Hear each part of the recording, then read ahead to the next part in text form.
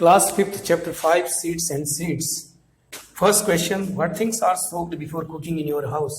कौन सी चीज़ें आपके घर में पकाने से पहले सोक्ड की जाती हैं, भिगोई जाती हैं, बिफोर कुकिंग, खाना पकाने से पहले? Answer, things that are soaked before cooking. अब आप घर में जानते हैं आपकी मम्मी क्या क्या करती हैं, तो जो कि आपके घर में भिगोई जाती हैं बिफोर कुकिंग, खाना पकाने से पहले, जैसे चना, मूंग एक्सेट्रा इत्यादि, ड्राई पी, राजमा एक्सेट्रा, सूखी मटर, दालें होती हैं जो हार्ड दालें होती हैं, rajma, soybean, pulse before grinding up, जो ग्राइंडिंग किए जाते हैं, मिक्सचर ग्राइंडिंग मिक्सी में पीसे जाती हैं जो दालें, पल्सेज, राइस पल्सेज एक्सेट्रा, चावल, दालें इत्यादि बिफोर ग्राइंडिंग, पीसने से पहले. आफ्टर सोकिंग, सोकिंग मीन्स भिगोने के आफ्टर, बाद. These things swell up, ये चीजें फूल जाती हैं, एंड बिकम सॉफ्ट, और मुलायम हो जाती हैं. Only when they become eatable, और जब वे खाने योग्य होती हैं. If rice pulses etcetera are soaked, यदि दालें, चावल, दालें आदि भिगोई जाती हैं पकाने से पहले, they take less time in cooking, वे लेस टाइम मतलब कम समय लेती हैं. टेक मीन्स लेती हैं, लेस टाइम कम समय, इन कुकिंग पकाने में, and 10 fuel can be saved. इस तरह से आप अपना ईंधन, जो आपकी गैस इत्यादि का जो खर्च है, उसको बचाया जा सकता है. Question number 2, what things do you eat after sprouting? Sprouting कहते हैं कि अंकुरित करके कुछ चीजें, जैसे हम चने की दाल वगैरह इत्यादि भिगाते हैं घर में, तो भोजन से पहले हमें दिया जाता है. तो what things do you eat before sprouting? कौन सी चीज आफ्टर स्प्राउटिंग मतलब अंकुरित होने के बाद, डू यू ईट आप खाते हो, व्हाट थिंग्स कौन सी चीजें, हाउ आर दे स्प्राउटेड उनको कैसे अंकुरित किया जाता है, how much time does it take और इसमें कितना समय लगता है.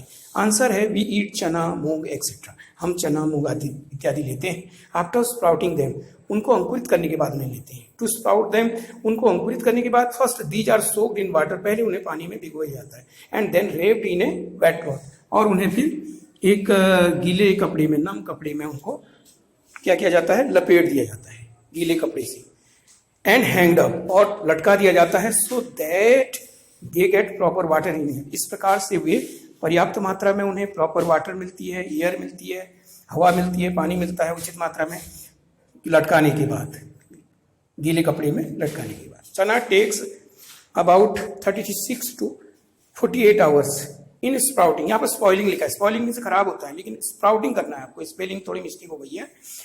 36 से 48 घंटा चने को लगता है अंकुरित होने में. वाइल मूंग टेक्स 24 to 36, और जबकि मूंग को 24 से 36 घंटे तक लगता है. Has the doctor or someone you know ever told you to eat sprouts? क्या किसी डॉक्टर या किसी ने आपसे बोला है, एवर टोल्ड कभी बोला है, यू टू ईट स्प्राउट्स कि आप अंकुरित खाएं? वाई, ऐसा क्यों?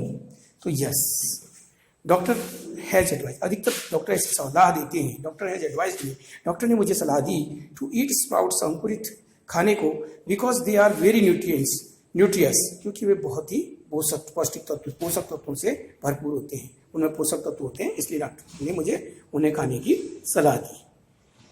क्वेश्चन नंबर 5, 4 क्वेश्चन मैंने अभी छोड़ रखा है, नेक्स्ट टाइम मैं आपको दूंगा, थोड़ा सा बड़ा क्वेश्चन है इसलिए यहाँ पर नहीं आ पाया.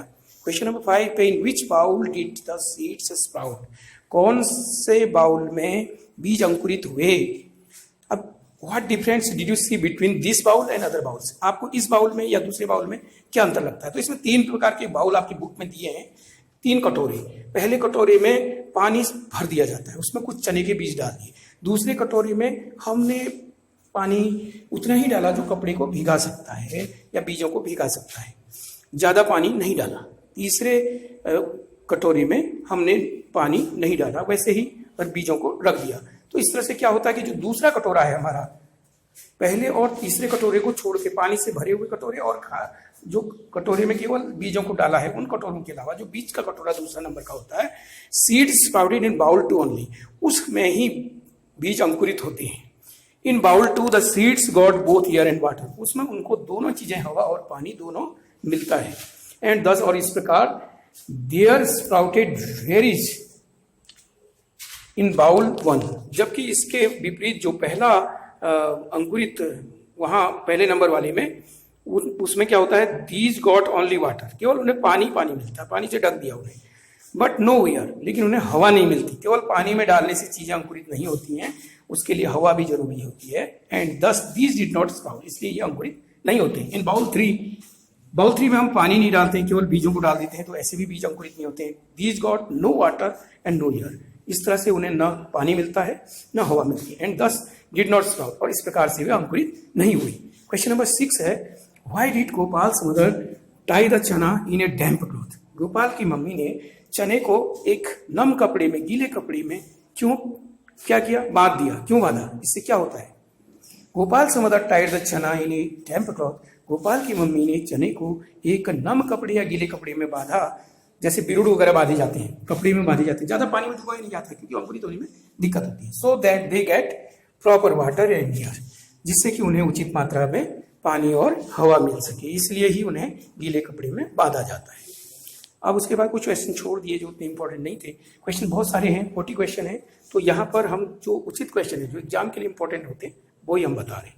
What would happen if the plants do not get water, क्या होगा यदि पौधे को उचित मात्रा में पानी न मिले, पौधे को नॉट गेट वाटर, पौधा पानी न पा सके तो क्या होगा। दे वुड ड्राई अप, वे सूख जाएंगे और टर्न येलो, और या पीले पड़ जाएंगे। NCERT solution for class 5 EBS seeds and seeds, NCERT का समाधान है क्वेश्चन क्लास 5 के ईबीएस का सीड्स और सीड्स चैप्टर का। What is inside the seed, बीज के अंदर क्या होता है। इनसाइड द सीड, बीज के अंदर there are cotyledons, cotyledons means होता है बीज पत्र। अगर हम बीज को ऐसे तोड़े, बीज अंकुरित हो जाता है, उसको खोलते हैं भीगे बीज को, तो उनको दो भागों में, दो पटले से अलग अलग हो जाते हैं, उन्हें बीज पत्र कहते हैं। एंड इम्ब्रियो, और उसके अंदर से जो भ्रूण निकलता है, तो ये बीज के अंदर होता है, इम्ब्रियो होता है, और कॉटलीडॉन्स होता है, कॉटलीडॉन्स। क्वेश्चन नंबर 20 है, how does a big plant grows from A टिनी seed, एक नन्हे से बीज से। आप देखो राई का बीज कितना छोटा होता है, कितने नन्हे नन्हे बीज होते हैं, उससे एक बिग प्लांट कैसे ग्रोज होता है, कैसे उगता है, एक बड़ा पेड़ कैसे बड़ा होता है, बड़ा पेड़ कैसे बनता है।